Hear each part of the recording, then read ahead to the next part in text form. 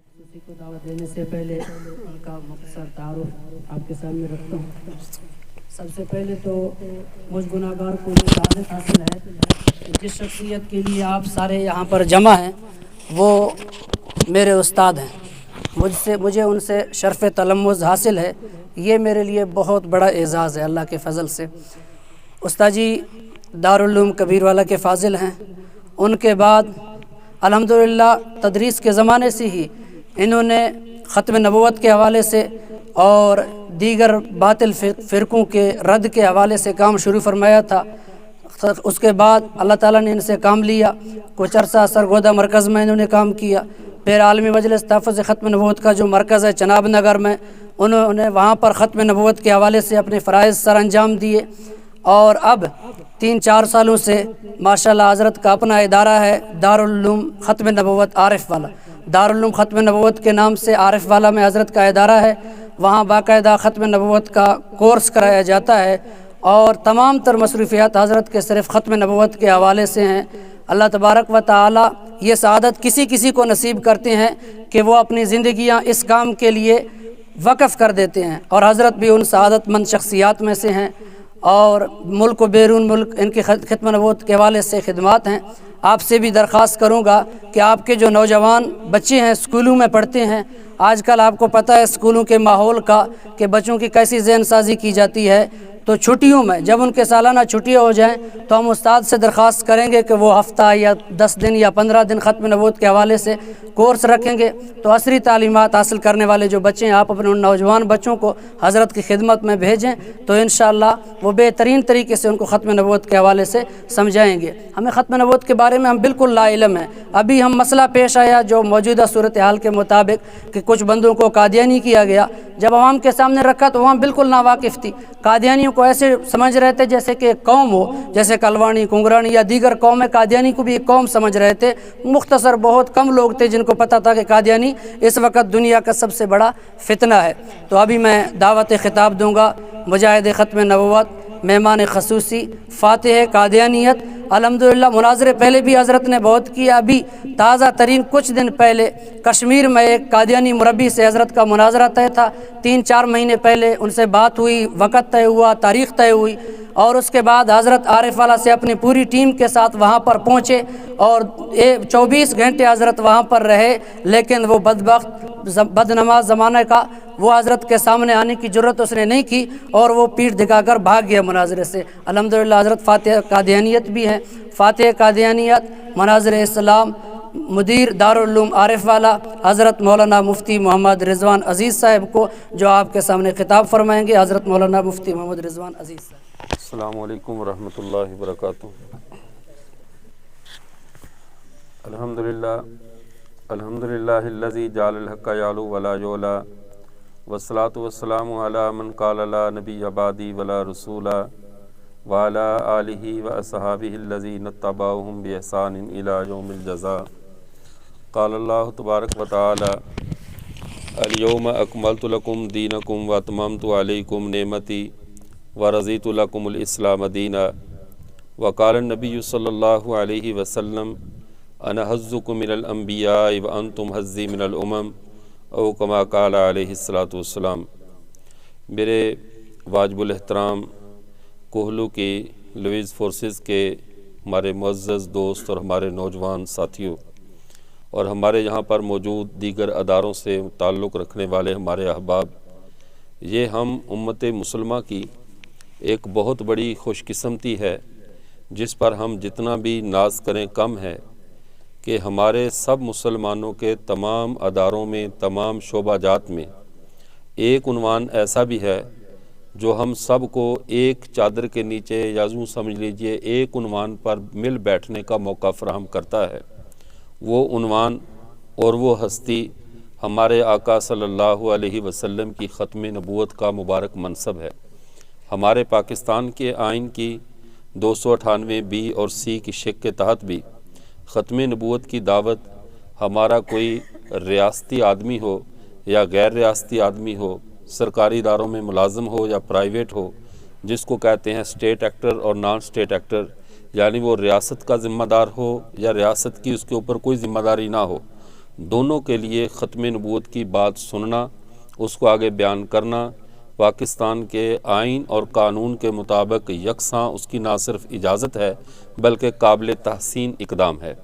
میں ہمارے Lewis forces کے جتنے بھی یہاں پہ نوجوان ہمارے پولیس کے موجود ہیں اور بالخصوص یہاں کے جو انتظامیہ ہے، اس کا میں اس اعتبار سے شکریہ ادا کرتا ہوں کہ میں تو ادھر تھا، یہ حضرات علماء اکرام مجھ سے ٹیلی فون پر رابطے میں تھے، آپ کے یہاں کے ڈی سی صاحب، یہاں کے ایس ایچ او اور دیگر جو حضرات تھے، انہوں نے نہ صرف اس مسئلہ پر جو آپ کے علاقے میں پیش آیا انتہائی ایمانی غیرت کا ثبوت دیتے ہوئے علماء کے ساتھ شانہ بشانہ کھڑے ہوئے، بلکہ میں یوں کہوں کہ کوہلو کی پولیس، کوہلو کی انتظامیہ، کوہلو کی ایجنسیاں اور یہ جتنے بھی ادارے ہیں، میں اس نتیجے پر پہنچا ہوں یہاں کی کارگزاری سن کر کہ یہاں کے علماء اگر خاموش ہو کر بھی بیٹھ جائیں تو ان کے جسموں پر موجود وردیاں اور ان کی ڈیوٹی صرف چوروں اور ڈاکوؤں سے تحفظ کے لیے کافی نہیں ہے، بلکہ اس علاقے کے عقیدے اور نظریے کی حفاظت کے لیے یہ جوان انشاءاللہ کافی ہیں۔ اللہ تعالیٰ آپ سب حضرات کو، آپ کے محکمے کو، آپ کے ڈی سی صاحب اور تمام ذمہ داران کو دنیا آخرت کی بہترین جزا سے نوازے۔ انہوں نے پوری امت مسلمہ کی آنکھیں اور دلوں کو ٹھنڈا کر دیا اس مسئلہ کو حل کر کے۔ اب سوال یہ پیدا ہوتا ہے یہ مسئلہ تھا کیا؟ چونکہ آپ میں سے اکثر پولیس کے وہ ہمارے احباب ہوں گے جن کی ڈیوٹی کسی جگہ پر وہ ڈیوٹی سر انجام دے رہے ہیں، جو بھی معاملات ہوتے ہیں اوپر کی سطح تک ڈیل ہوئے، معاملات ختم ہوئے، شاید وہ جانتے نہ ہوں۔ اصل بات یہ ہے، مسلمان کی ایک پہچان ہے، مسلمان کی ایک نسبت ہے۔ مسلمان دنیا کا ہر جبر برداشت کر سکتا ہے، ہر معاملہ برداشت کر سکتا ہے، لیکن دو باتوں سے غداری برداشت نہیں کرتا۔ وہ دو باتیں کیا ہیں؟ ہمارے ملک کے اندر ایک مشہور ناول نگار ہیں طارق اسماعیل ساگر، آپ نے ان کا نام سنا ہوگا۔ وہ زیادہ تر انٹیلیجنس کے عنوانات پر لکھتے ہیں۔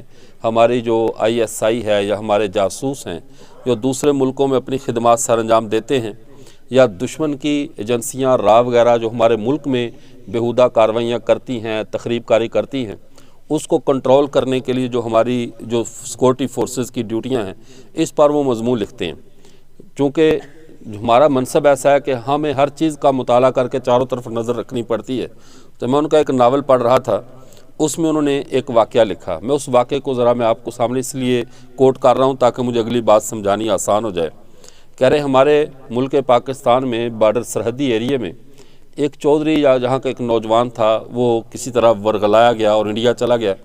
وہاں سے جب وہ واپس آیا تو انڈیا کا جاسوس بن کر، یوں کہہ لیجیے ان کا اعلی کار اور ایجنٹ بن کر تخریب کاری کے لیے اس ملک میں آ گیا۔ اس نے اس کو صرف ایک بزنس کی حد تک لیا، انڈیا سے پیسے لے رہا ہے، ملک کے اندر تخریب کاری کر رہا ہے، دہشت گردی کر رہا ہے، تو یہ معاملات تھے۔ ہماری ایجنسیوں کے ہاتھ چڑھا تو انہوں نے اس کی پٹائی شروع کر دی، اس کو مارا جیسے اس کو تشدد تھا، لیکن وہ اتنا کوئی پکا قسم کا آدمی تھا، وہ کہتا ہے میں تو یہ تسکری کرتا ہوں، یہ اسمگلنگ کرتا ہوں، چوری اور یہ جانور ادھر پہنچاتا ہوں، اور جہاں سے چرس فیون وغیرہ کاروبار۔ وہ مان نہیں رہا تھا کہ میرا ان کے کسی بڑے ادارے کے ساتھ کچھ تعلق ہے۔ تو ایجنسی کا کوئی بریگیڈیئر تھا آئی ایس آئی کا، اس نے اس کے جواب میں صرف اتنی بات کہی، تو اب یہ مار کھا رہا ہے، اب بات پہ غور کریں، یہ مار کھا رہا ہے، اس کو لٹا کر ایجنسی اور پولیس والے مار رہے ہیں کہ تو نے تخریب کاری کی، دہشت گردی کی، ملک کے اندر تو نے یہ نقصان کیا، اور وہ آرام سے مار کھا رہا ہے، نہ چوں کر رہا ہے، نہ چراں کر رہا ہے، کوئی آواز اس کی نہیں نکل رہی۔ طارق اسماعیل ساگر لکھتا ہے، اب یہ افسانہ ہے، حقیقت ہے اس سے قطع نظر، لیکن جو میں فکر بتانا چاہتا ہوں، اچانک کہہ رہا ہے وہ بریگیڈیئر نے کہا تم اس ملک کے غدار ہو، اتنی بات کہی، تم اس ملک کے غدار ہو۔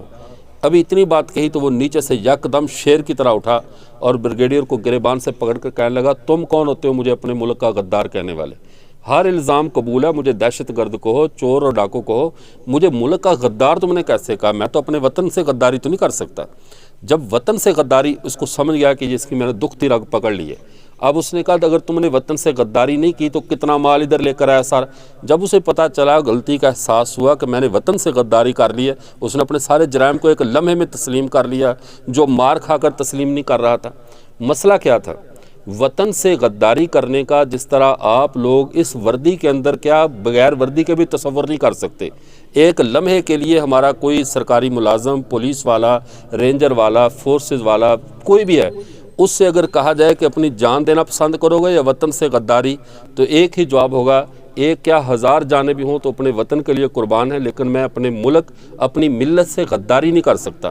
تو میں آپ حضرات سے ایک سوال کرتا ہوں، یہ تو ہمارا ایک ناول کہیے، ایک اس کا افسانہ کہیے، یا ہمارے معاشرے کی ایک بیان حقیقت کہیے، لیکن جو قوم اپنے ملک کے ایک خطے کے ساتھ غداری نہیں کرتی، کیا وہ قوم اپنے پیغمبر سے غداری کا سوچ سکتی ہے؟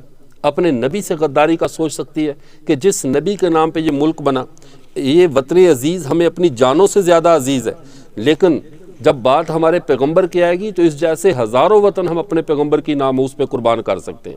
ہم زمین کے خطوں کے لیے نہیں ہیں، زمین کے خطے اس لیے ہیں کہ وہ طارق جو بن زیاد نے جب اندلس کو فتح کیا تھا تو اس وقت فتح کرنے سے پہلے جب سامنے جنرل فریڈرک کی افواج کھڑی تھیں، ادھر مسلمان تھے، مسلمانوں کی تعداد ٹوٹل 60,000 یا 30,000 اور سامنے 2 لاکھ کی افواج، تو اس وقت پیچھے سمندر ہے، سامنے دشمن اور درمیان میں طارق بن زیاد۔ اس نے آرڈر دیا اپنی فوجوں کو کہ ساری کشتیاں جلا دو۔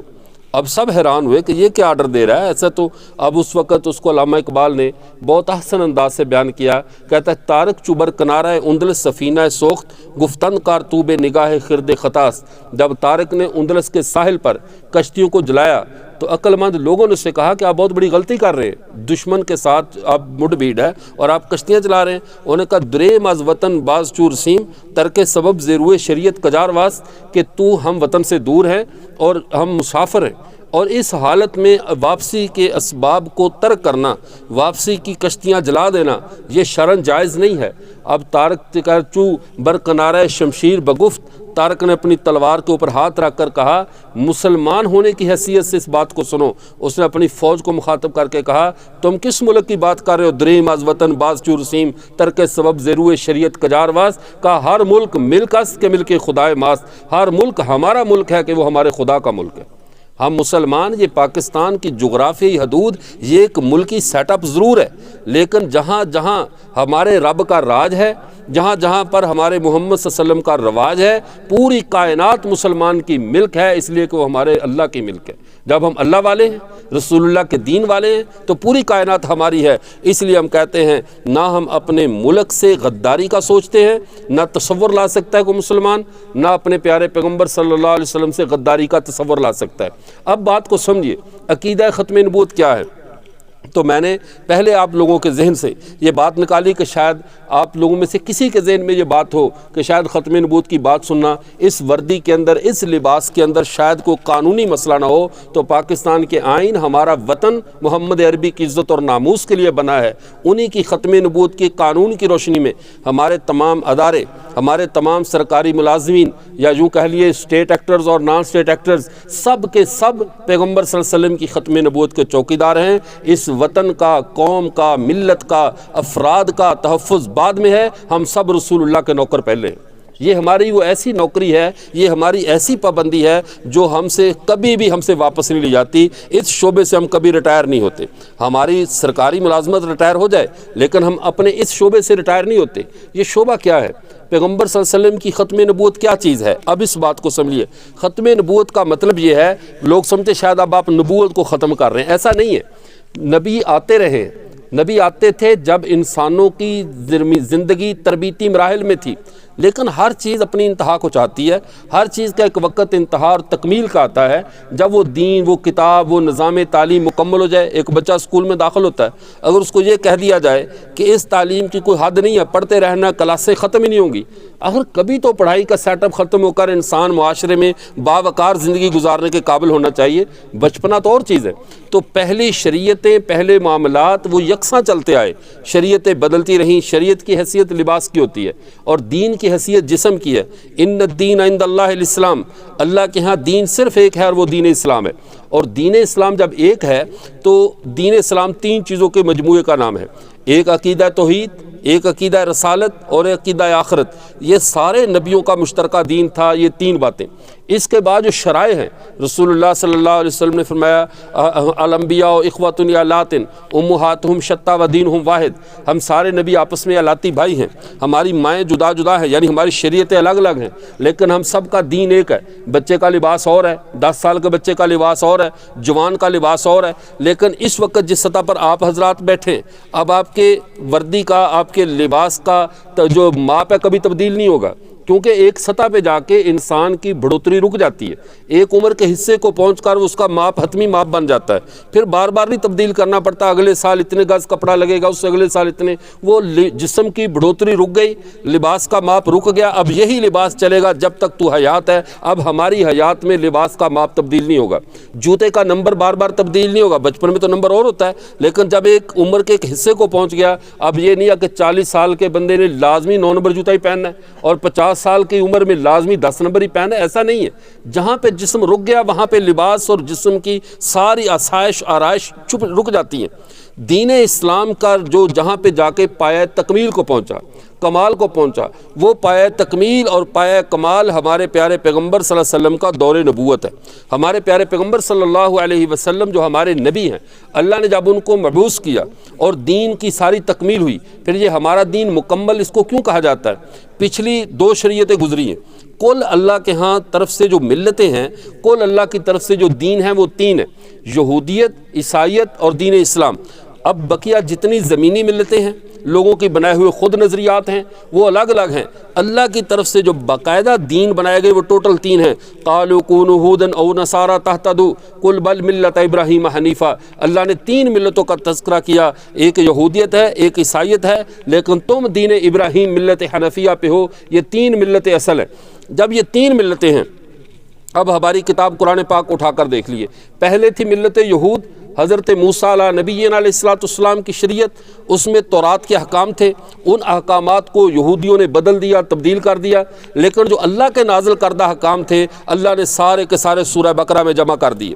اس کے بعد قوم نصارہ کو دیکھ لیجئے، سارے کے سارے ان کی انجیل کے جو احکام انہوں نے تبدیل کر دیے تھے، اللہ نے جو باقی صحیح احکام تھے جو تبدیل نہیں کر سکے یا وہ کر دیے تھے لیکن صحیح شکل قوم کے سامنے موجود نہیں تھی، اللہ نے سارے سورہ آل عمران میں جمع کر دیے، اور بقیہ محمد عربی کا سارا دین بقیہ قرآن میں جمع کر کے اس کتاب کو ساری آسمانی شریعتوں کی جامع کتاب بنا کر فرما دیا، الیوم اکملت لکم دینکم، میں نے آج کے دن تم پر دین کو مکمل کر دیا۔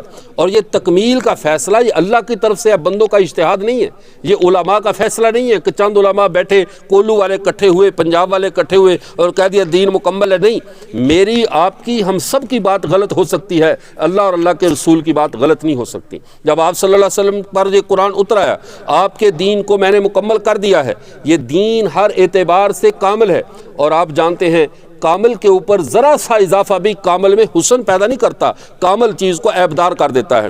میرے اور آپ سب کے ہاتھوں کی 5 انگلیاں، اگر کسی کے یہاں پہ 6ٹھی انگلی ہو تو وہ ہاتھ کو حسین نہیں بناتی، ہاتھ کو بدصورت کر دیتی ہے، کیونکہ ہاتھ مکمل ہے۔ ہر انسان کے چہرے پہ اللہ نے 2 آنکھیں رکھی ہیں، اب اگر کسی کے 3 ہوں وہ کہے مجھے زیادہ نظر آتا ہے، نہیں، یہ عیبدار ہے، یہ چہرے کو خوبصورت نہیں کرے گا، یہ چہرے کو بدصورت کر دے گا۔ ایسے بندے کو فوراً چڑیا گھر والے لینے آ جائیں گے، یہ عجوبہ انسانوں میں رہنے کے قابل نہیں ہے، ہم اس کو چڑیا گھر میں رکھتے ہیں یا کسی عجائب گھر میں رکھتے ہیں کہ یہ 3 آنکھوں والا ہے۔ یہ انسانی معاشرے میں نہیں رہ سکتا۔ ٹانگیں، جسم کے اعضاء، پوری کائنات، جس چیز کو اللہ نے مکمل تکمیل دے دی ہے اس کے اوپر اضافہ اس میں خوبصورتی پیدا نہیں کرے گا، اسے عیبدار کرے گا۔ رسول اللہ صلی اللہ علیہ وسلم کے دین کو اللہ نے خوبصورت کر دیا، فرمایا الیوم اکملت لکم دینکم، میں نے آج کے دن یعنی 9 ذی الحج کو میں نے دین اسلام کو مکمل کر دیا۔ یہ آیت 9 ذی الحج کو اتری تھی۔ اللہ کی حکمت پہ غور کریں کہ اعداد میں آخری عدد 9 کا ہے، 9 کے بعد گنتی نہیں ہے، اس کے بعد مرکبات شروع ہو جاتے ہیں، آخری بڑا عدد صرف 9 ہے، اس کے بعد گنتی یا پیچھے چھوٹے اعداد ہیں، آگے مرکبات ہیں۔ اللہ نے دین اسلام کو بھی اس تاریخ کو مکمل کیا جس کے بعد کوئی عدد نہیں تھا کہ اس دین کے بعد کوئی دین نہیں ہے۔ 9 ذی الحج کو مکمل کر کے فرمایا اس دن الیوم اکملت لکم دینکم، آج کے دن میں نے تم پر دین کو مکمل کر دیا، واتممت علیکم نعمتی، میں نے تم پر اپنی نعمتوں کو پورا کر دیا۔ اب بات کو سمجھو، اکمال اور اتمام یہ 2 لفظ، آپ پڑھے لکھوں کا مجمع اس لیے میں عرض کر رہا ہوں، اکمال اور اتمام یہ 2 چیزیں ہیں۔ اکمال کہتے ہیں کسی چیز کا باطن سے مکمل ہونا، باطن سے پورا ہونا، ظاہری چاہے اس کے اعضاء پورے بھی نہ ہوں، جیسے کہتے ہیں ولی کامل ہے، یہ بہت بڑے ہمارے معاشرے میں عام یہ لفظ چلتا ہے، یہ ماشاءاللہ ولی کامل ہے، چاہے وہ آنکھوں سے نابینا ہو انہیں بھی ولی کامل کہتے ہیں، اگر اس کے اعضاء پورے نہیں ہیں تب بھی ولی کامل کہتے ہیں، کہ کاملیت کا تعلق باطن سے ہے۔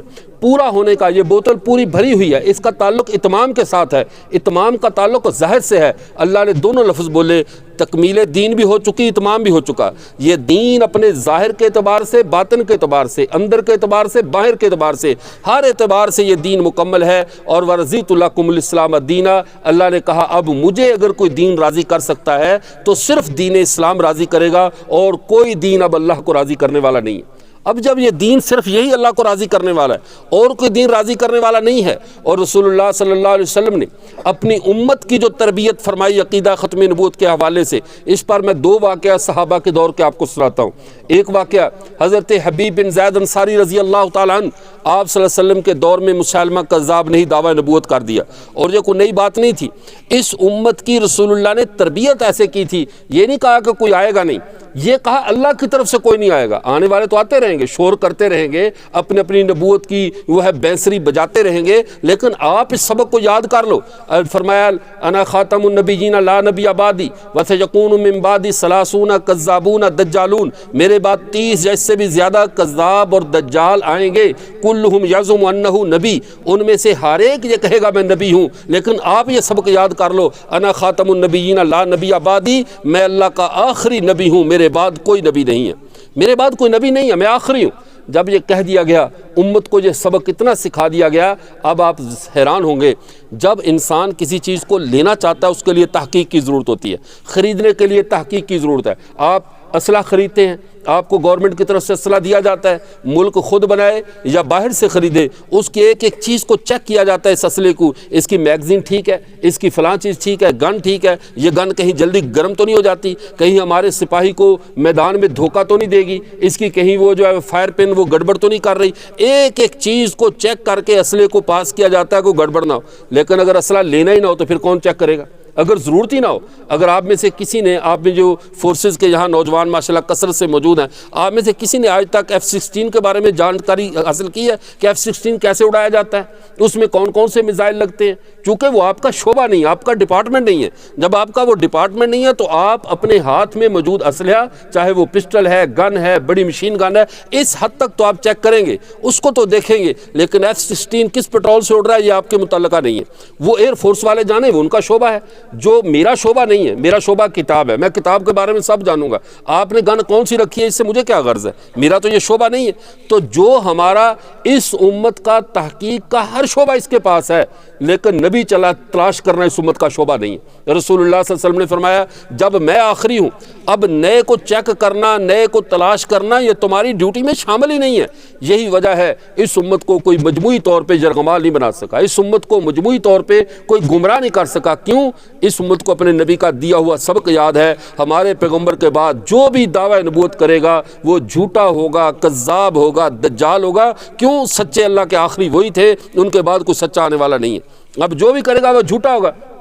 اب یہی بات تھی جب مسلمہ کذاب نے حضرت حبیب بن زید انصاری رضی اللہ تعالیٰ کو گرفتار کیا، اور گرفتار کر کے ان سے کہنے لگا کیا تم مجھے نبی محمد عربی کو نبی مانتے ہو؟ کہنے لگا میں محمد عربی کو اللہ کے نبی بھی مانتا ہوں، اللہ کا آخری نبی بھی مانتا ہوں۔ اس نے کہا کیا مجھے بھی نبی مانتے ہو؟ کہا میرے کان سن رہے، انی اسم لا اسمع، میں بہرا ہوں، میرے کان نہیں سنتے، تو کیا بک رہا ہے؟ اب ایک لمحے کے لیے یہ لفظ سننا بھی صحابی نے گوارا نہیں کیا کہ میرے نبی کے بعد بھی کوئی نبی ہو سکتا ہے۔ اسے بہت غصہ آیا، پھر کہا، تشدد کیا، پھر کہا کیا تم محمد عربی صلی اللہ علیہ وسلم کو نبی مانتے ہو؟ یہ قیدی ہیں، اس کی سلطنت ہے مسلمہ کذاب کی، اب وہاں پہ 40,000 کی اس کی مسلح فوج موجود ہے، اور کہا کیا تم مانتے ہو؟ کہا میں محمد عربی صلی اللہ علیہ وسلم کو اللہ کا نبی بھی مانتا ہوں، آخری بھی مانتا ہوں۔ کہا مجھے مانتے ہو نبی؟ کہا میرے کان نہیں سن رہے، تو کیا کہہ رہا ہے؟ کتنی تکلیف دے رہے تھے حضرت حبیب بن زید۔ اب کتنا دکھ ہوتا ہے ایک آدمی پورا زور لگائے کسی سے بات منوانے کے لیے، اور وہ کہے میں تیری بات بھی اتنی بھی میرے ہاں ٹکے جتنی بھی اہمیت نہیں ہے کہ میرے کان بھی تیری بات سننے کو تیار نہیں ہے۔ اب وہ اس نے کہا اس کی ایک ٹانگ کاٹ دو۔ جیتے جاگتے انسان کی ٹانگ وہ خنجر کے ساتھ کاٹ رہے ہیں۔ اب تکلیف کا اندازہ لگاؤ، شعبے آپ سب جانتے ہیں، کسی انسان کے جسم کے اعضاء کو کاٹا جائے تو یہ سب سے بدترین تکلیف ہوتی ہے جب کسی کے جسم کو حالت بیداری میں بغیر سن کیے کاٹا جا رہا ہے، اور تکلیف سے نڈھال تو ان کو ہونا چاہیے، لیکن کٹ حضرت حبیب بن زید رہے ہیں، تڑپ مسلمہ کذاب رہا ہے۔ پھر کہنے لگا کیا اب بتاؤ محمد صلی اللہ علیہ وسلم کو نبی مانتے ہو؟ کہا نبی بھی مانتا ہوں، اللہ کا آخری نبی بھی مانتا ہوں۔ کہا مجھے بھی نبی مانتے ہو؟ کہا میرے کان اب بھی نہیں سن رہے، تو کیا کہہ رہا ہے؟ میں تیری بات سننے کو بھی تیار نہیں ہوں۔ ہماری تربیت ایسی ہوئی ہے، ہم اپنے نبی کے بعد کوئی بات نہیں سننا چاہتے، حتیٰ کہ اس نے کہا ان کا ہاتھ کاٹو، ٹانگیں کاٹو، جسم کے سارے اعضاء کاٹ دیے گئے، وقت شہادت بالکل قریب ہے، آخری وقت میں زبان بھی کاٹ کر کہنے لگا اب بتاؤ کیا محمد کو نبی مانتے ہو؟ سر ہلایا مانتا ہوں۔ کہا مجھے بھی نبی مانتے ہو؟ کہا میرے کان اب بھی نہیں سن رہے تو کیا کہہ رہے۔ اب اسی پر وہ کسی شاعر نے کیا خوب کہا، بسمل بن کر چوم لے قاتل کی تلوار، قتل سے پہلے قاتل کو تڑپانا سیکھ۔ اس صحابی نے گر سیکھا ہوا تھا، اب شہید یہ ہو رہے ہیں، تڑپ وہ رہا ہے، میری بات نہیں مانی گئی، شہید ہو گئے۔ جب ماں کو یہ خبر پہنچی، ماں نے کہا گیا تیرے بیٹے کو تو ٹکڑے کر دیا گیا ختم نبوت کی وجہ سے۔ ماں نے رونے کی بجائے سینہ تان کر بڑے فخر سے کہا، وہ بھی صحابیہ تھیں، کہنے لگی لحاظ اليوم رضاتو، اسی ایک دن کے لیے تو میں نے دودھ پلایا تھا کہ آج اس نے میرے دودھ کو حلال کر دیا ہے، اسی ایک دن کے لیے تو میں نے دودھ پلایا تھا۔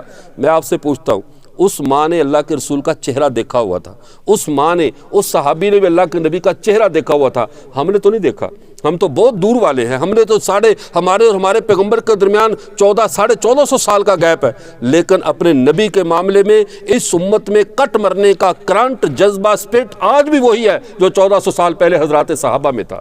اپنے نبی کے معاملے امت کبھی کوتاہی نہیں کرتی۔ جب 1953 کی تحریک چلی، یہ دوسرا واقعہ، 1953 کی تحریک چلی، لاہور کے اندر گولیوں سے ختم نبوت کے نعرے لگانے والوں کو چھلنی کیا جا رہا تھا، 10,000 نوجوان شہید ہوئے۔ اچانک ایک عورت کی بارات گزرتی، اپنے بیٹے کی بارات لے کر جا رہی ہے، جاتے جاتے دیکھا ادھر ختم نبوت کے نعرے لگ رہے ہیں اور لوگ قربان ہو رہے ہیں۔ اپنے جوان بیٹے سے کہنے لگی بیٹا، ہمارے پنجابی میں سائیں کہتے ہیں بڑے کو، ہمارے سے سائیں جس کو بڑا سردار، تو رسول اللہ صلی اللہ علیہ وسلم کو بھی لوگ سائیں کہتے ہیں کہ ہمارے سائیں ہیں، ہمارے بڑے ہیں۔ بیٹے نے، اپنے ماں نے اپنے بیٹے سے کہا بیٹا تجھے بیاہ نہ تھا، میں نے بیاہ لیا، تجھے میں نے دودھ پہ جو تھا نا وہ پلانا تھا پلا دیا، اب اگر تو میرے دودھ کو حلال کرنا چاہتا ہے تو چاہتا میں تجھے اپنا دودھ معاف کر دوں۔ بیٹا ادھر دیکھ قوم کے نوجوان میرے سائیں کی حرمت پہ جانے دے رہے ہیں، بیٹا تو بھی اٹھ، آج میرے نبی کی ختم نبوت کا نعرہ لگا کر تو بھی جان دے دے، میں قیامت کے دن میں بھی فخر کر سکوں کہ میں نے بھی اپنے پیغمبر کے لیے اپنا بیٹا قربان کروایا ہے۔ اس سے پتا چلا یہ امت 1400 سال بعد بھی اپنے نبی کے معاملے میں اتنی ہی حساس ہے جتنی 1400 سال پہلے حساس تھی۔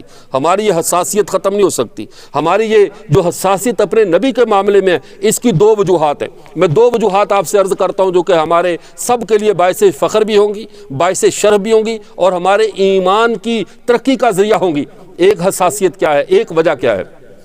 ہر انسان کے اندر 2 صفات ہوتی ہیں۔ ماشاءاللہ مولا کریم بخش تشریف ہے، جزاکم اللہ۔ ہر انسان کے اندر 2 باتیں ہوتی ہیں، ایک اس کی زمین کا اس کے اوپر بڑا اثر ہوتا ہے۔ علامہ ابن خلدون رحمۃ اللہ علیہ نے تاریخ ابن خلدون کے مقدمے میں لکھا ہے جو بندہ جس زمین پہ جنم لیتا ہے، جس زمین کا اناج کھاتا ہے، اس کا مزاج اسی دھرتی جیسا بن جاتا ہے۔ جیسے کہتا ہے رجال الجبال جبال، پہاڑوں میں رہنے والے لوگ بھی پہاڑوں جیسا حوصلہ رکھتے ہیں، چکنی زمین کے رہنے والے لوگوں کی زبان میں ذرا چاشنی سی زیادہ ہوتی ہے، ریتلی زمین پہ رہنے والے وہ اسی طرح ہوتے ہیں جیسے ریت کے ذرے جدا جدا، ان کا مزاج بھی ایک دوسرے سے جدا جدا ہوتا ہے۔ تو مٹی کا اثر انسان کی تربیت پہ ہوتا ہے۔ ایک تو مسئلہ یہ ہے کہ مٹی کا اثر انسان کی طبیعت پہ ہوتا ہے، جس مٹی میں انسان کھاتا ہے پیتا ہے، مر کر جس مٹی میں جاتا ہے، اور دوسرا انسان کے اوپر گٹی کا بڑا اثر ہوتا ہے۔ بچہ پیدا ہوتا ہے، کہتے ہیں فلاں بزرگ سے کھجور چبوا کر لاؤ، اس کا لعاب دہن اس کے پیٹ میں چلا جائے تاکہ پتہ چلے کہ اس بچے کے اثر فلاں بزرگ کا اثر اس پر ہے، فلاں نیک بندے کی اثرات اس میں آ گئی۔ اب آپ سب اور میں، ہم سب مبارکباد کے مستحق ہیں، ہماری گٹی اور ہماری مٹی دونوں کا تعلق رسول اللہ کی ذات کے ساتھ ہے۔ ہماری مٹی بھی ختم نبوت کی ہے، ہماری گٹی بھی خاتم النبیین کی ہے۔ مٹی ختم نبوت کی کیسے ہے؟ حضرت آدم علیہ السلام کے بعد حضرت اللہ کے نبی صلی اللہ علیہ وسلم نے فرمایا، کنز المال میں حدیث ہے، لما نازل آدم بالہند استوحشا، جب اللہ نے حضرت آدم کو ہندوستان میں نازل کیا، پاکستان تو بعد کی تقسیم ہے، اصل تو یہ سارا رقبہ ہندوستان ہی تھا۔ فرمایا لما نازل آدم بالہند استوحشا، جب اللہ نے حضرت آدم کو ہندوستان میں نازل کیا تو انہوں نے وحشت کو محسوس کیا، تنہائی کو محسوس کیا، اور اس وقت اللہ نے حضرت جبرائیل کو بھیجا کہ انہوں نے آ کر اذان دی۔ اذان دیتے ہوئے حضرت جبرائیل جب اس جملے پر پہنچے اشہد ان محمد رسول اللہ، تو اب حضرت آدم نے ایک سوال کیا، فرمایا من محمد، اللہ کا نام میں سمجھتا ہوں، میرا خدا ہے، میں اللہ کو پہچانتا ہوں، یہ محمد کون ہے؟ اب حضرت جبرائیل نے آگے سے کیا کہا، آخر ولدک من الانبیاء، اے آدم یہ نبیوں میں جو تیرا آخری نبی بیٹا ہے یہ اس کا نام محمد ہے، یہ نبیوں میں جو آپ کا آخری نبی بیٹا ہے یہ اس کا نام محمد ہے۔ گویا کہ اس دھرتی نے، میں لیتا ہوں، اس دھرتی نے جس پر میں اور آپ کھاتے ہیں، جس دھرتی کا اناج ہمارے جسم کی خوراک بنتا ہے، جس زمین سے نکلنے والا پانی ہم پیتے ہیں، جس کی فضاؤں میں ہم سانس لیتے ہیں، اس دھرتی نے سب سے پہلے کائنات میں ہمارے پیغمبر کی ختم نبوت کا اعلان سن رکھا ہے۔ اس مٹی کی تاثیر میں ختم نبوت ہے، اور یہ ہم ہندوستان والے فخر میں کم نہیں ہیں، اس لیے کہ ہمارا سب سے پہلا اللہ کا نبی اس زمین پر آیا جس پر میں اور آپ رہتے ہیں، سب سے پہلی وحی اس زمین پر آئی، پہلی اذان اس زمین پر ہوئی، پہلا سجدہ اللہ کو اس زمین پر ہوا، پہلی نبی کی توبہ اس زمین پر ہوئی، پہلا جنازے کی سنت اس زمین پر ادا ہوئی، اللہ کا پہلا کلام اس زمین پر ہوا، سب سے بڑھ کر یہ کہ ہمارے پیغمبر کی ختم نبوت کا اعلان بھی اسی زمین پر ہوا جس پر میں اور آپ رہتے ہیں۔ اب یہ سعادت ہماری مٹی کی ہوئی۔ اب گٹی کی طرف آئیے، اللہ کے نبی صلی اللہ علیہ وسلم اپنے صحابہ کے درمیان موجود ہیں، آپ نے دو معاملات ایسے کیے جس پر ہمارا سینہ فخر سے اتنا، ایک قول میں اللہ کے نبی کا ذکر کروں گا، دو باتیں، اتنا سینہ فخر سے ہمارا اونچا ہوتا ہے کہ میں کبھی یہ سوچتا ہوں کہ اگر میں کہوں نا اللہ کے عرش کے ساتھ اس امت کا سر ٹکراتا ہے تو یہ بے ادبی نہیں ہوگی، بڑی بات نہیں ہوگی۔ رسول اللہ نے ہمارا قد کر ہی اتنا اونچا دیا ہے کہ اب اللہ کے عرش کو ہمارے سر ٹکرا رہے ہیں۔ یہ عظمت ہمیں کیسے ملی؟ ایک تو میں نے شروع میں خطبے میں حدیث پڑھی تھی، رسول اللہ صلی اللہ علیہ وسلم نے فرمایا انا حظکم من الانبیاء وانتم حظی من الامم، نبیوں میں تمہارے حصے کا میں ہوں، امتوں میں میرے حصے کے تم ہو۔ اللہ کے نبی نے جب ہمیں اپنے حصے کا کہا ہے تو اس سے بڑھ کر ہمارا شرف کیا ہوگا کہ رسول اللہ کہہ رہے کہ تم میرے حصے کے ہو۔ جب وہ بڑا کو کہہ رہے تو میرے حصے کا ہے، اور کہنے والا بھی وہ ہے جو کائنات کا امام ہے، امام الانبیاء ہے، تو پیچھے بچتا کیا ہے؟ اللہ کے نبی صلی اللہ علیہ وسلم نے تم میرے حصے کے ہو۔ اور دوسری بات اللہ کے نبی نے عملی یہ ارشاد فرمائی، صحابہ بیٹھے تھے، آپ نے فرمایا طوبی لمن من یرانی ثم آمن بی، مبارکباد میرے امت کے ان لوگوں کو جنہوں نے مجھے دیکھا اور مجھ پر ایمان لائے۔ یہ تو ہوگی ازراج جماعت صحابہ کی۔ پھر کیا فرمایا؟ فرمایا طوبی ثم طوبی ثم طوبی، مبارکباد پھر مبارکباد پھر مبارکباد، 3 بار اللہ کے نبی نے مبارک دی۔ صحابہ بے چین ہو گئے، اب کن کا نام آتا ہے؟ کون اتنا خوش قسمت ہے ہمیں ایک بار مبارکباد دی جا رہی ہے، 3 بار کن کو دی جا رہی؟ فرمایا من لم یرانی ثم آمن بی، میں 3 بار مبارکباد اپنی امت کے ان لوگوں کو دیتا ہوں جنہوں نے مجھے دیکھا بھی نہیں ہوگا پھر بھی مجھ پر ایمان لائیں گے، جنہوں نے مجھے دیکھا بھی نہیں پھر بھی مجھ پر ایمان لائے۔ تو بتائیے میں اور آپ کو اللہ کے نبی نے کتنی بار مبارکباد دی ہے؟ 3 بار مبارکباد۔ ہمیں یہ شرف حاصل ہے، اللہ کے رسول نے ہمیں 3 بار مبارک کے ساتھ یاد کیا۔ تیسرا کام اللہ کے نبی صلی اللہ علیہ وسلم نے ہمارے لیے کیا کیا؟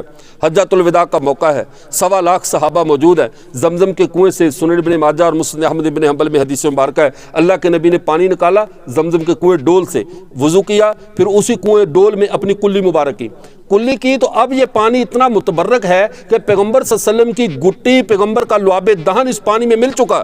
اب سارے صحابہ بے چین ہیں، کاش اللہ کے رسول آج یہ مبارک پانی ہمیں دے دے، ہم پی لیں، اللہ کے نبی کا مبارک تھوک ہمارے پیٹ میں چلا جائے، ہم اللہ کے، چونکہ بعض احادیث میں آتا ہے جس بندے کے پیٹ میں رسول اللہ صلی اللہ علیہ وسلم کے جسد اطہر کا لعاب دہن یا کوئی مبارک جز یا کوئی چیز چلی گئی، اللہ اس کو جہنم کی سزا نہیں دیں گے، اس کو جہنم میں نہیں ڈالیں گے کہ اس کے پیٹ میں محمد عربی کا تبرک موجود ہے۔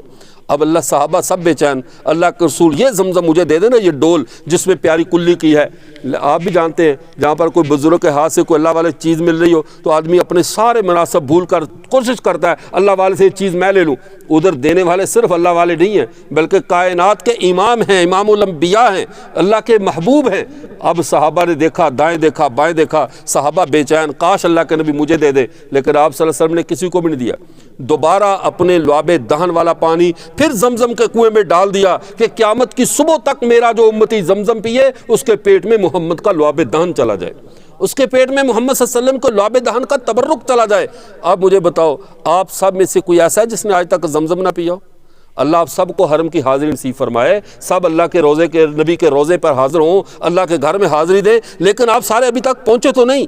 زمزم آپ سب نے پی لیا، وجہ کیا ہے؟ یہ گٹی ہے اپنی امت کو اللہ کے نبی نے دی، آپ وہاں نہیں پہنچ سکے، اللہ کے نبی کی رحمت تمہارے دروازوں پہ پہنچی۔ ایک بندہ جاتا ہے علاقے کا، کبھی کوئی مولانا جا رہا ہے، کوئی افیسر جا رہا ہے، کوئی فلاں جا رہا ہے، کوئی فلاں جا رہا ہے، لیکن مالدار لوگ گئے، غریب پہنچ نہیں سکے، اللہ کے نبی نے وہاں کندھوں پہ زمزم اٹھوا دیا، جاؤ لے کر جاؤ اور میری امت کے ان غریبوں کو پلاؤ جو میرے دروازے پہ نہیں آ سکے، لیکن میری گٹی ان کے پاس پہنچے گی، وہ اس کا گٹی لیں تاکہ پتہ چلے اس امت کی گٹی بھی خاتم النبیین کی ہے، اس امت کی مٹی بھی خاتم النبیین کی ہے۔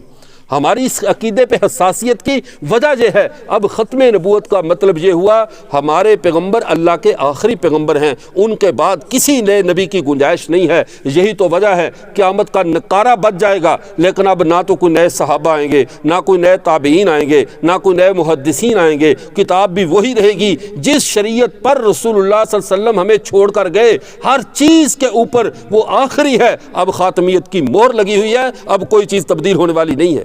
یہی تو وجہ ہے ہمارے صحابہ جو خلفۂ راشدین ہیں نا، یہاں پہ ایک مسئلے کو سمجھ لیں۔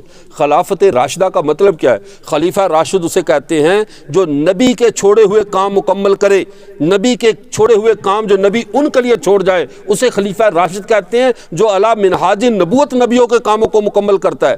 اسلامی ریاست کا پورا نظام جس شخص نے بنایا وہ حضرت عمر رضی اللہ تعالیٰ عنہ، پوری اسلامی ریاست، روڈوں کو باقاعدہ ڈاک کا سسٹم، آج جتنی بھی ترقی کرتا چلا جائے، جتنا بھی ڈاک کے سسٹم کو اوپر لے جاؤ، کوریئر سروس، جی میل، ای میل، جتنا مرضی اوپر چلے جاؤ، لیکن اس کی بنیاد وہی نظام ہے جو حضرت عمر نے وضع کیا تھا۔ 25-25 کلومیٹر کے فاصلے پہ ڈاک بنگلے قائم کیے، درمیان میں گھوڑوں کا نظم قائم کیا، ادھر سے گھوڑا ڈاک لے کر دوڑتا ہے، 25 کلومیٹر پہ گھوڑا تھک گیا، اس پہ رکھا، اگلا گھوڑا ڈاک لے کر چل پڑا، اگلا مسافر چل پڑا، حتیٰ کہ ایک ہی دن میں تمام محاذوں سے خبریں مدینے میں پہنچ رہی ہیں، مجاہدین کے خطوط پہنچ رہے ہیں، ادھر سے پیغامات جا رہے ہیں۔ آج جتنی بھی ڈاک کا محکمہ ترقی کرے، اس کے بانی حضرت عمر رضی اللہ تعالیٰ عنہ۔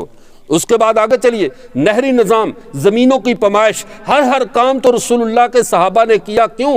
اس لیے کہ اب یہ دین آخری ہے، اب امت کے لیے سیکورٹی اور تحفظ کے لیے پولیس بنانے کی ضرورت تھی۔ اللہ کے حضرت عمر رضی اللہ تعالیٰ نے حضرت ابو ہریرہ رضی اللہ تعالیٰ عنہ جو حدیث کے بہترین محدث ہیں، 5000 حدیث اللہ کے نبی سے روایت کی، پولیس کا پہلا آئی جی چیف یا آئی جی سے کہہ لیجئے حضرت ابو ہریرہ کو بنایا کہ شہروں کے اندر جس کو کہتے ہیں سٹریٹ کرائم کو کم کرنے کے لیے معاشرے میں ایسا نظام، ایسا ڈسپلن شرطوں کا اور پولیس کا بناؤ۔ اس کے بانی حضرت ابو ہریرہ ہیں اور اس قانون کو نافذ کرنے والے حضرت عمر فاروق ہیں۔ اب پولیس 20 ترقیاں کر لے، ایک عام پولیس سے ایلیٹ بنے، ایلیٹ سے لیوی، لیوی سے فلاں فورس، جتنے بھی تحفظ کے نظام آگے بنتے چلے جائیں گے، لیکن پیچھے خاتم النبیین کا وہ فارمولہ رہے گا کہ اللہ کے نبی کے صحابہ نے اس کام کو مکمل کیا۔ اب دنیا کے جتنے نظام ہیں، جتنے بھی نظام، آپ فوج کا اٹھا کر دیکھیں، پولیس کا دیکھیں، ہمارے ترسیلات، مواصلات، سڑکوں کا، نہری نظام، فلاں فلاں، ہمارا اناج کا نظام، ہمارا سسٹم،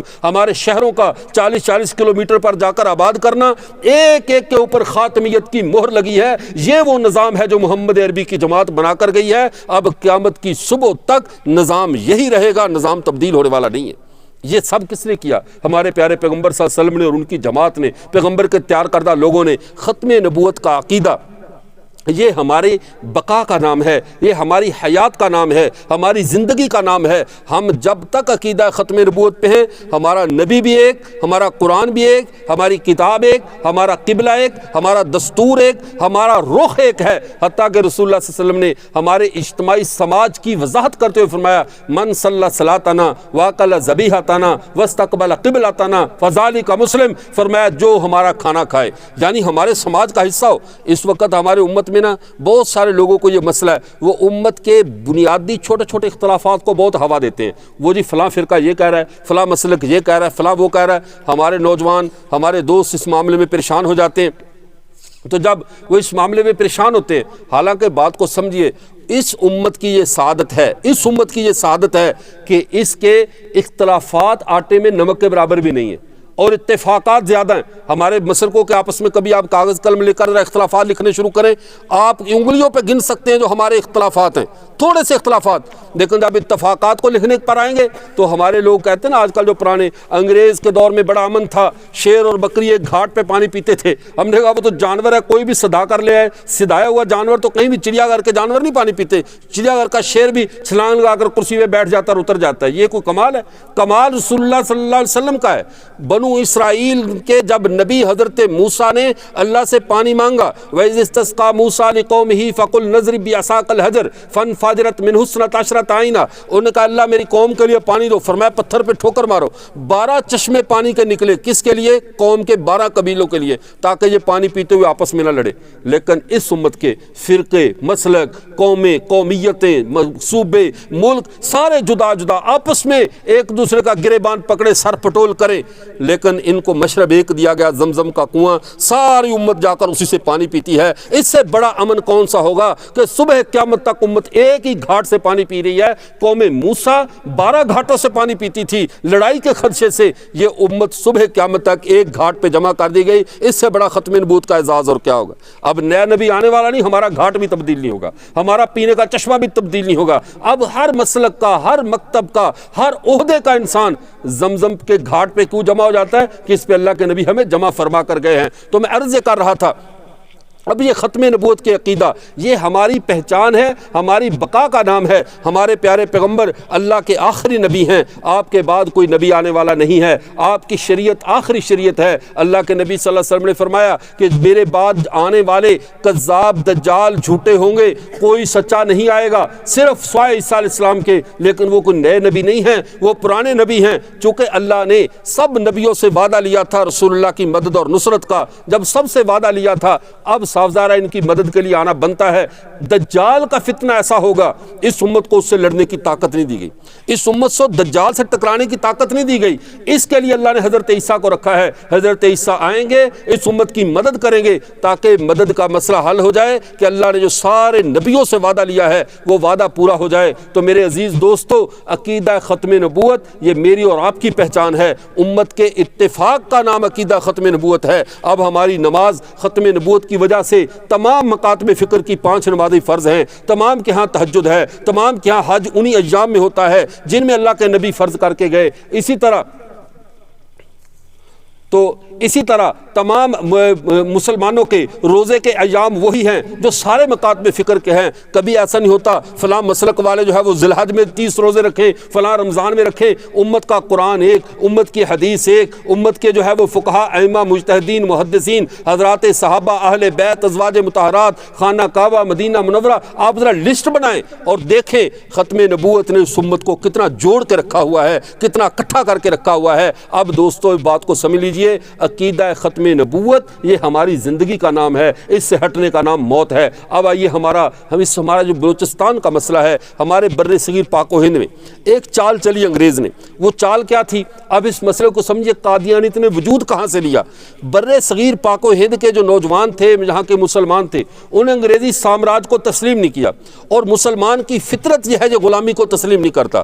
اللہ کے نبی صلی اللہ علیہ وسلم کے صحابہ جب ایران میں پہنچے تھے فتوحات لے کر، تو حضرت عمر بن سعد رضی اللہ تعالیٰ عنہ سے جب پوچھا ایران کے بادشاہ نے تم کون سا پیغام لے کر آئے ہو، تو انہوں نے بڑا پیارا پیغام جواب دیا، فرمایا اللہ بتعثنا، اللہ نے ہمیں اس لیے مبعوث کیا ہے لنخرج العباد من عبادت العباد الى عبادت رب العباد، ہم بندوں کو بندوں کی بندگی سے نکال کر اللہ کی بندگی میں لے کر آتے ہیں، ہم کسی بندے کو بندے کا غلام نہیں رہنے دیتے۔ ومن جور الادیان الى عدل الاسلام، ہم دنیا کے دینوں کے ظلم سے بندوں کو اسلام کے نظام عدل میں لاتے ہیں۔ ومن ضیق الدنیا الى سعتها، ہم دنیا کی سختیوں سے اسلام کے دامن وسعت میں لاتے ہیں۔ یہ اسلام کے 3 منشور ہیں، بندوں کو بندوں کا غلام نہیں رہنے دینا، بندوں پر ظلم نہ ہو، نظام عدل اتنا قائم ہو کہ امیر غریب، اچھا برا، اعلیٰ اور ادنا اسلام کے نظام عدل کے سامنے بے باس ہو اور فیصلہ پاکستان نظام کی اسلام کی عدالت کرے۔ یہی تو وجہ ہے جب ایک عیسائی جنرل تھا نجران کا، عیسائی بادشاہ غسان کا، وہ مسلمان ہو کر آ گیا، مدینے میں آیا، چونکہ وہ بادشاہوں والا پروٹوکول بڑے بڑے، یعنی اپنے آج کل کے پراڈو پجاروں کو تو چھوڑو، اس دور میں گھوڑوں کا پروٹوکول تھا، بڑے اپنے جبے شبے پہنے ہوئے مدینے میں آیا۔ پھر حج کا مسئلہ کہا جی میں بھی حج کے لیے جاتا ہوں، حضرت عمر ساتھ لے کر چلے گئے، حج پر گیا، بیت اللہ کا طواف کر رہا ہے، ابھی ایام حج شروع نہیں ہوئے تھے، بیت اللہ کا طواف کرتا تو وہی جبہ پہنا ہوا لمبا سا، اور بادشاہ تھا شاہوں والا مزاج، اور نیا نیا مسلمان ہوا تھا، ایک بدوی کا اس کے جبے کے اوپر پاؤں آ گیا۔ جب بدوی کا اس کو جبے پر پاؤں آیا تو اس نے موڑ کر اس کے منہ پر تھپڑ مارا۔ بدوی نے امیر المومنین کو شکایت کی کہ یہ جو غسان کا نو مسلم بادشاہ اس نے مجھے تھپڑ مارا ہے۔ حضرت نے بلا کر پوچھا کیا تم نے اس کو تھپڑ مارا ہے؟ اب اسلام کو اس کو نظام عدل کا نہیں پتہ تھا، اسلام کا نظام انصاف کیا ہے۔ اس نے کہا اگر میرے پاس حرم میں تلوار ہوتی میں اس کی گردن اتار دیتا، اس کو پتہ نہیں ہے بادشاہ کے جبے پہ بدو اگر پاؤں رکھ رہا ہے۔ انہوں نے کہا اسلام میں کوئی بادشاہ نہیں ہے، کوئی غریب نہیں ہے، اسلام کے نظام عدل میں سب برابر ہیں، یا تو اسے راضی کرو یا پھر اس نے کہا یا کا مطلب ہے میرے منہ پہ تھپڑ مارا جائے گا بادشاہ کے چہرے پہ بدو کی وجہ سے؟ فرمایا ہاں یہاں کوئی بادشاہ نہیں ہے، تیرے چہرے پہ ویسے ہی تھپڑ مارا جائے گا جیسے تو نے ایک بدو کے چہرے پہ مارا ہے۔ سوچ لو، وہ راتوں رات مرتد ہو کر واپس بھاگ گیا۔ اس نے کہا پھر عیسائی مذہب ہی ٹھیک ہے، بھاگ کر واپس چلا گیا۔ واپس گیا تو حضرت عمر نے کہا شکر ہے میں نے محمد عربی کے نظام عدل پہ دھبا نہیں لگنے دیا، مرتد ہوتا جائے جہنم میں۔ اسلام کے نظام عدل میں امیر غریب کا فرق نہیں، اسلام یہ نظام عدل دنیا کے سامنے لے کر آیا ہے۔ لیکن جب انگریز یہاں پر آیا، انگریز نے آ کر یہاں پہ مسلمانوں کے ساتھ جب دیکھا کہ ہندو بھی غلامی کو تسلیم کر لیا، سارے غلامی پہ، مسلمان آزادی کی سید احمد شہید کی تحریک، شاہ اسماعیل شہید کی تحریک، پھر اس کے بعد جو ہے وہ علماء پانی پات، اور پھر جو ہے وہ مختلف محاذوں پہ جو ہے وہ مسلمان مزاحمت کرتے رہے، اس کی حکومت کو تسلیم نہیں کیا۔ سلطان ٹیپو شہید ہو رہا ہے، سلطان سراج الدولہ لڑ رہا ہے، سارے ملک کی آزادی اور بقا کی جنگ لڑ رہے ہیں۔ ہمارا تو المیہ یہ ہے نا، کہہ رہے کہ نرنگی سیاست دوران تو دیکھیے منزل انہیں ملی جو شریک سفر نہ تھے۔ اس ملک کے حصول سے پہلے کتنی قربانیاں ہو چکی تھیں اس ریاست کی آزادی کے لیے، لیکن خیر جو ایک ہونا تھا ہوا۔ مسلمان اب معاملہ یہ ہوا، انگریز نے کہا ان کو پہلے نمبر پہ یہاں پہ حل کیا جائے، تو 1870 میں بینجامن ڈزرائیلی برطانیہ کا وزیر اعظم بنتا ہے، یہودی تھا، اور یہودیوں کا دماغ بڑا شاطر ہوتا ہے، بڑا تیز ہوتا ہے۔ اس نے کہا کہ 2-3 آدمی جاؤ پہلے ہندوستان کا وزٹ کر کے آؤ کہ مسئلہ کیا ہے، یہاں کے لوگ ہمیں برداشت کیوں نہیں کر پا رہے۔ تو سر ویلیام میور، W ہنٹر اور جنرل اے کے کنزی، یہ 3 آدمی جو کہ اسلامی علوم کے بھی ماہر تھے، علوم مشرق کے، ان کو ہندوستان کے دورے پہ بھیجا گیا۔ انہیں پورا دورہ کر کے 1871 کے اندر 1 سال بعد برطانیہ کی پارلیمان میں یہ یعنی درخواست پیش کی، کارگزاری پیش کی، کہا ہندوستان کے مسلمانوں سے اگر ایمانی قوت جہاد ختم کرنی ہے، اگر ان کے ہاتھوں سے اسلحہ لینا ہے، تو ان کی کتابوں میں لکھا ہے کہ جب عیسیٰ علیہ السلام آ جائیں گے تو یہ لوگ جہاد کو چھوڑ دیں گے، چونکہ ملتیں ختم ہو جائیں گی، جہاد ختم ہو جائے گا۔ اب حال یہ ہے یا تو عیسیٰ علیہ السلام کو لے آؤ یا اس کا کوئی متبادل نکالو۔ عیسیٰ علیہ السلام کو انگریز کیسے لاتا؟ وہ تو اللہ کا نظام تھا۔ ان کا تب تک ہم ایک ڈپلیکیٹ مسیح کو ہم لانچ کرتے ہیں، جو ڈپلیکیٹ ذلی بروزی مسیل نبسی بن کر قوم کے اندر جا کر یہ کہ جہاد ختم ہو گیا ہے، اب تم نے لڑنا نہیں ہے، مسلمانوں کے لیے آزادی کا خواب دیکھنا بھی حرام ہے، اب انگریز کی سلطنتی خدا کی رحمت ہے، اب ایسا بندہ کہاں سے ایسا بے ضمیر ڈھونڈا جائے۔ تو انہوں نے سیالکوٹ کے اندر آ کر 4 بندوں کا انتخاب کیا، اور سیالکوٹ میں کچہری کے اندر ان کو انٹرویو کے لیے بلایا۔ نبی پاس ہونا ہے، نبی بنانا ہے، تو انٹرویو ہونے لگے کہ کس کو نبی بنایا جائے۔ 4 بندے اس کام کے لیے منتخب ہوئے۔ پہلا بندہ جس کا انتخاب ہوا وہ تھا سر سید احمد خان، جس کا ہمارے اسکول و کالج کے نظام والے حضرات آپ تو اچھی طرح جانتے ہیں۔ پہلا بندہ سر سید احمد خان، دوسرا تھا مولوی چراغ علی جموں کشمیر کا، تیسرا تھا نور الدین بھیروی، یہ ریاست کشمیر کا حکیم تھا، اور یہ بھیرا سرگودا کا ایک حجام پیشہ نائی تھا، بال کاٹنے والا۔ انہوں نے کہا یہ 3 بے ضمیر، اگر یہ ایک اور بھی تھا اس کا میں نام بتاتا ہوں۔ ان کو جب انگریز نے بلا کر سر سید احمد خان سے کہا آپ نبی ہونے کا دعویٰ کرو، یہ برطانوی انٹیلیجنس کمانڈ کی رپورٹ کے اندر یہ ساری رپورٹ لکھی، ساری جو ان کے دفتر میں انڈین لائبریری کے اندر موجود ہے برطانیہ میں۔ اس نے کہا کہ تم نبی ہونے کا دعویٰ کرو، ہم پوری ریاست تمہارا تحفظ کرے گی، تمہیں ساتھ دے گی، تم نبی بنو۔ سر سید احمد خان چونکہ معجزات کا منکر تھا، فرشتوں کے وجود کا منکر تھا، اور اس میں کئی خرافات تھیں، غلط عقائد تھے، اس نے کہا جو کچھ بھی ہے میں یہ اتنا بدبخت نہیں ہو سکتا کہ پیغمبر کی ختم نبوت کے بعد نبی ہونے کا دعویٰ کروں، یہ کام مجھ سے نہیں ہوگا، اس کے لیے ایک اور آدمی ہے وہ ریاست کی اچھی خدمت کرے گا۔ انہوں نے بھی ایک نام دیا اور اپنی جان چھڑا کے نکل گیا۔ اس کے بعد اور اچھا مزے کی بات آپ کو یہ سناؤں، یہ جو مرزا غلام احمد قادیانی نے اپنی کتاب میں یہاں تک لکھا کہ سر سید احمد خان وہاں سے جان چھڑا کر آ گیا، خود نبی نہیں بنا، اور مجھے کہا کرتا تھا یار جس طرح کہ تو ڈرامے کرتا ہے، تو پیر بن، میں تیرا مرید بنتا ہوں، دیہاتوں میں جاتے لوگوں سے پیسے کماتے ہیں، تو شعبدے دکھانا، میں ڈرامے کرنا، میں تیری تصدیق کرتا رہا کروں گا، میں تیرا چیلا بنتا ہوں، چل پیسے اکٹھے کرتے ہیں۔ یہ تھا اس پوری نبوت کا ایک نجومیوں والا خاکہ۔ دوسرا بندہ مولوی چراغ علی جموں تھا، جموں کشمیر کا رہنے والا جموی، اس نے یہ حدیث کا منکر تھا، فقہ کا منکر تھا، بڑا کوئی بے دین قسم کا آدمی تھا، ذاتی مطالعے پہ چلنے والا۔ اس نے بھی کہا میں اتنا دلیر نہیں ہوں کہ نبوت کی جو پھٹکار برداشت کر سکوں، میں نے نبی ہونے کا دعویٰ کیا، قوم نے مجھے ویسے ہی مار دینا ہے، تو اس لیے میں یہ کام نہیں کرتا، ایک اور آدمی ہے وہ تھوڑا سا یہ کام کر سکتا ہے۔ نور الدین بھیروی کو بلایا، اس نے بھی یہ بہانہ کیا میرے اندر اتنی دلیری نہیں ہے کہ میں اس بڑی ذمہ داری کو لوں اور مسلمانوں کے احتجاج کا سامنا کروں، چونکہ مسلمانوں کا تو عقیدہ ہے کہ اور نبی نہیں آ سکتا۔ تو ایک اور آدمی، تینوں بندوں نے ایک ہی بندے کا نام پیش کیا، وہ تھا مرزا غلام احمد قادیانی۔ کہا یہ بندہ نبی بن سکتا ہے۔ 1872 میں اس کی جو ہے وہ رپورٹ پیش ہوئی، 1872 کے اندر برطانوی پارلیمنٹ نے منظوری دی اس کو نبی بنانے کی، اور باقاعدہ ریاستی سطح پر اسے نبی بنا کر ہندوستان میں لانچ کر دیا گیا، جس کا اصل مقصد مسلمانوں کی تقسیم تھا، مسلمانوں کی وحدت کو پارا پارا کرنا تھا۔ اور لیکن اللہ کے منصوبوں پہ کس کا منصوبہ غالب آ سکتا ہے؟ اللہ کی حکمت ہی غالب ہے۔ 1873 میں جسے برطانیہ نے نبی بنایا تھا، 1974 میں اسی پارلیمنٹ جو انگریز دے کر گیا تھا، پاکستان کا پارلیمنٹ اسے کافر قرار دے رہا تھا۔ جو جہاں سے کفر نکلا تھا اللہ اس کفر کو وہیں پہ دفن فرما رہے تھے، اللہ اس کفر کا وہی علاج فرما رہے تھے۔ بہرکیف قصہ مختصر، جب پاکستان بنا اس وقت بشیر الدین محمود کا دور تھا۔ بشیر الدین محمود نے پہلے تو بنگلہ دیش کو ہم سے جدا کیا۔ آپ حضرات اس تاریخ کو اچھی طرح جانتے ہیں، جو سقوط ڈھاکہ ہوا، ہمارا مشرقی پاکستان ہم سے جدا ہوا، اس میں جو اس کا جو سیکٹری تھا، اس کا جو شیخ مجیب کا، وہ ایک قادیانی تھا، اور یہ بشیر الدین محمود کا سالہ یا بہنوئی تھا۔ ہمارا جتنا بجٹ مشرقی پاکستان کے لیے گیا، اس کا نام میرے بھی ذہن سے محو ہو گیا، قصوری آگے نام اس کا آتا تھا۔ اب اس نے اس بجٹ کا 10 کروڑ روپے جو ہمارے مغربی پاکستان وفاق نے مشرقی پاکستان کے لیے بھیجا تھا اس نے نہیں دیا، اور بنگالی اور مسلمان کی تقسیم، پنجابی کی تقسیم کو اتنا زیادہ کر دیا حتیٰ کہ یہ سانحہ میں 1971 میں اپنے ملک سے ہاتھ دھونے پڑے۔ یہ سازش کی۔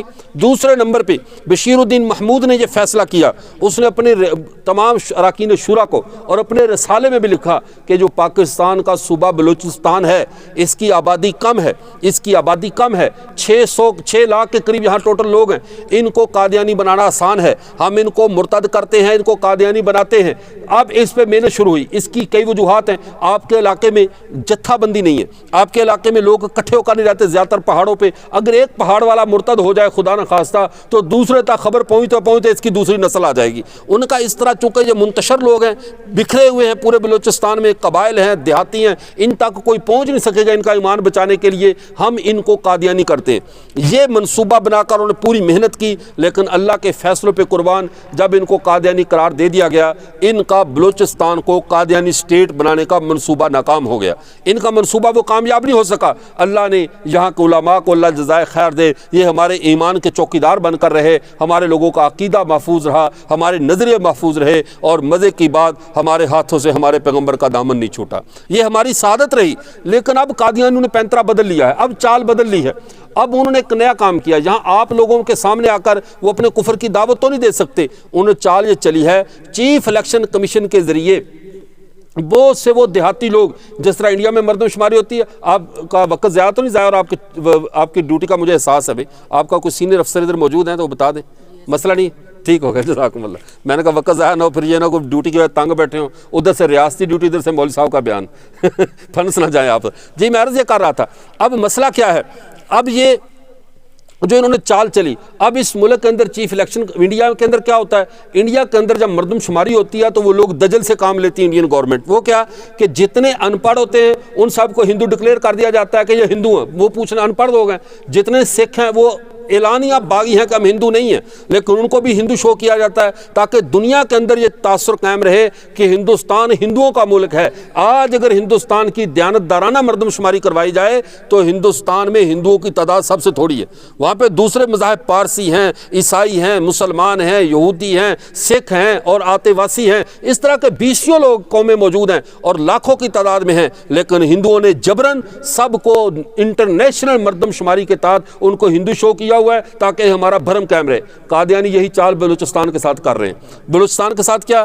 اب عالمی عدالتوں میں، عالمی نظام میں جب یہاں کے لوگوں کو قادیانی شو کیا جائے، جہاں پہ قاری خلیل صاحب، مولانا کریم بخش صاحب ختم نبوت کے چوکیدار ہوں اور عالمی عدالت میں یا چیف الیکشن کمیشن کے دفتر میں انہیں قادیانی لکھا ہو تو یہ برداشت کریں گے، لیکن انہیں پتہ بھی نہیں چلے گا، اوپر ان کو خفیہ طور پہ قادیانی کر دیا جائے گا۔ شروع میں جیسے میں نے عرض کیا کہ اس طارق اسماعیل صاغر نے کہا کسی کو غدار کہا تھا دشمن کو تو وہ سینہ تان کر کھڑا ہو گیا، میں اپنے وطن کا غدار نہیں ہوں۔ تو جب بلوچستان کے 8 افراد، آپ کے 8 تھے یہاں پہ، کولو کے 8 لوگوں کو چیف الیکشن کمیشن نے قادیانی ڈکلیئر کر دیا، سارے مسلمان، ان کو اب ان کی غیرت کیسے قبول کرتی؟ وہ اٹھ کر کھڑے ہوئے، علماء کھڑے ہوئے، یہاں کی ریاست نے فوری طور پہ انتہائی دانش مندی کا مظاہرہ کیا، یہاں کی انتظامیہ، پولیس اور جہاں کے افسران نے، اللہ ان سب کو اپنی جناب سے بہترین جزا عطا فرمائے، اس فتنے کو فوراً کنٹرول کیا گیا، یہ معاملہ دب گیا۔ لیکن ابھی سنجوانی جگہ نا، سنجاوی میں وہی معاملہ شروع ہے، وہاں پر بھی کسی کو قادیانی بنا کر کھڑا کیا گیا۔